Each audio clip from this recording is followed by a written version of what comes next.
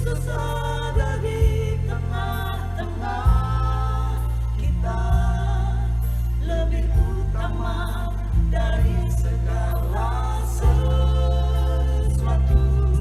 Melihat dari sisi Allah, Yosua bin Nun dan Kaleb bin Yefune berkata kepada segenap umat Israel, "Negeri yang kami lalui untuk diintai itu adalah luar biasa baiknya.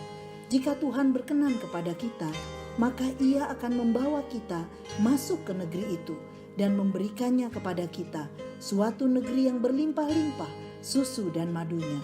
Bilangan 14 ayat 7 dan 8. Sahabat Iktus yang dikasihi Tuhan, cara hidup seseorang sangat dipengaruhi oleh nilai-nilai yang dianutnya, dan nilai-nilai hidup itu sangat bergantung dari sisi mana ia melihat segala sesuatu dalam hidupnya. Jika kita melihat segala sesuatu dari sisi manusia, maka kita bisa menjadi lemah. Tetapi jika melihat segala sesuatu dari sisi Allah, maka tidak ada persoalan apapun yang lebih besar dari kebesaran Allah kita. Karena itu, mari melihat segala sesuatu dari sisi Allah. Sebelum bangsa Israel memasuki tanah Kanaan, 12 pengintai telah mengamati kondisi negeri itu. 10 orang melihat negeri itu dari sisinya sendiri, namun 2 orang di antaranya, yakni Yosua dan Kaleb, memandang dari sisi Allah. Marilah kita memperhatikan beberapa hal yang penting dari Yosua dan Kaleb, pribadi-pribadi yang melihat segala sesuatu dari sisi Allah. 1. Menjadi pribadi yang melihat dari sisi Allah. Dalam penilaian Tuhan, Kaleb memiliki kriteria menjadi pribadi yang melihat dari sisi Allah. Pertama, lain jiwa yang ada padanya. Ayat 24. Jiwa berasal dari bahasa Ibrani nefes yang menyangkut pikiran, perasaan dan kehendak. Seorang bisa memiliki jiwa yang berbeda jika ia telah diperbaharui di dalam Tuhan. Inilah hidup baru saat seorang menyerahkan hidup kepada Allah, percaya dan menerima Yesus dalam hatinya. Kedua, ia mengikuti aku dengan sepenuhnya. Hal ini menunjukkan kesetiaan mengikut Tuhan. Yosua dan Kaleb adalah pribadi-pribadi yang mengikut Tuhan seumur hidupnya. Ketika Kaleb berusia 40 tahun, ia mengikut Tuhan dengan sepenuh hatinya. Demikian pun saat ia berusia 85 tahun. Bandingkan Yosua 14 ayat 9 sampai 12. 2. Ciri-ciri pribadi yang melihat dari sisi Allah. Pertama, memandang segala sesuatu secara positif. Ayat 7.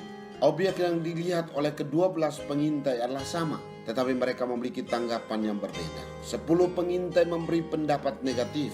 Bangsa yang diam di negeri itu kuat-kuat, dan kota-kotanya berkubu dan sangat besar.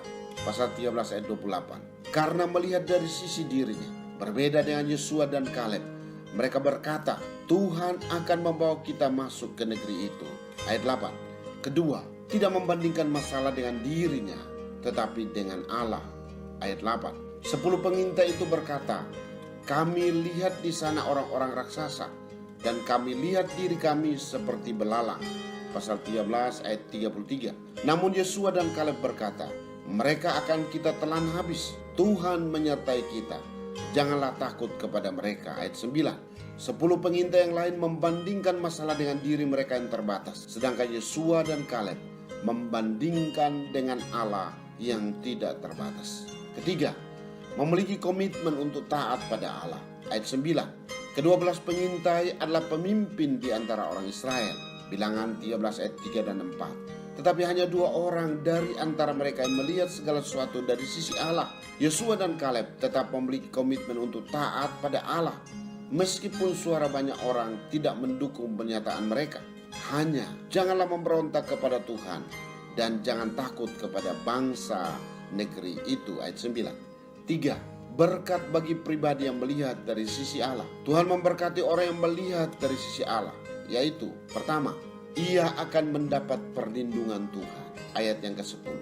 Bangsa Israel hendak melontari Yosua dan Kaleb dengan batu, tetapi tampaklah kemuliaan Tuhan di kemah pertemuan kepada semua orang Israel.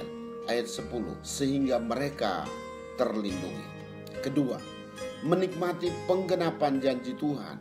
Ayat 24. Generasi pertama bangsa Israel yang keluar dari tanah Mesir berjumlah sekitar 3 juta orang. Tetapi dari jumlah sebanyak itu, Hanya Yosua dan Kaleb yang dapat masuk ke Kanaan, tanah perjanjian itu, dan keturunan yang akan memilikinya. Mereka yang tidak hidup dalam ketaatan mendapatkan penghukuman dari Allah. Bandingkan ayat 26 sampai 37. Sahabat Iktus yang dikasihi Tuhan, melihat dari sisi Allah berarti memandang Allah yang tidak terbatas kuasanya dan mempercayai Dia sepenuhnya dalam segala sesuatu. Itulah yang membuat kita berpikir dan bertindak secara positif. Hidup kita melimpah dengan ucapan syukur. Namun jika kita membandingkan masalah dengan diri kita, maka kita akan melihat keterbatasan kita dan masalah itu yang menjadi besar. Tidak heran jika kekhawatiran, ketakutan, dan kegelisahan menguasai kita. Setelah saya mengalami kelahiran baru, saya memiliki jiwa yang telah diperbarui. Saya dimampukan untuk melihat segala sesuatu dari sisi Allah, meskipun melawan suara kebanyakan orang yang ada di sekitar saya. Konsekuensi kepercayaan saya kepada Tuhan adalah saya hanya hidup menaati Tuhan. Saya ingin seperti Kaleb yang sejak hari pertobatannya tidak setengah-setengah mengikut Tuhan, tapi mengikuti Tuhan dengan sepenuh hati dan jiwa dan kekuatan. Sahabat Iktus yang dikasihi Tuhan, sudahkah saya menjadi pribadi yang melihat segala sesuatu dari sisi Allah? Bagaimana agar saya dapat melihat segala sesuatu dari sisi Allah dalam hidup saya? Apakah berkat yang akan saya terima jika saya melihat segala sesuatu dari sisi Allah? Tuhan Yesus, terima kasih karena saya telah diperbarui di dalam nama-Mu. Ketika saya percaya dan menerima Engkau sebagai Tuhan dan Juru Selamat, saya tidak mempunyai alasan sedikit pun untuk takut menghadapi masalah karena Yesus Tuhan menyertai saya.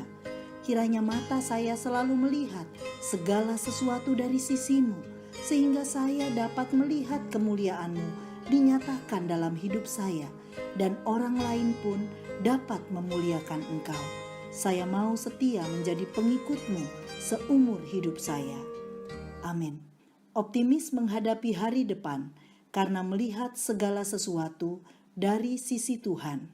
Kristuslah yang harus ku beritakan hingga datang